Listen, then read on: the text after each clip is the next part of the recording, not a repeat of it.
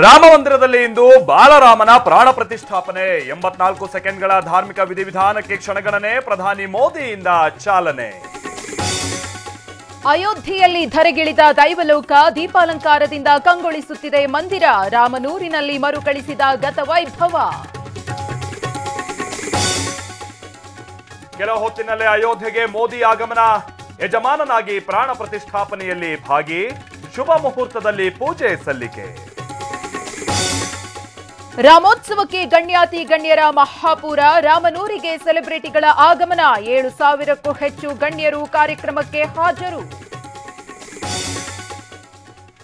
7 ಸುತ್ತಿನ ಕೋಟೆಯಾದ ಅಯೋಧ್ಯೆ. ಹೆಜ್ಜೆ ಹೆಜ್ಜೆಗೂ ಸೇನೆ, ಖಾಕಿ, ಕಣ್ಗಾವಲು.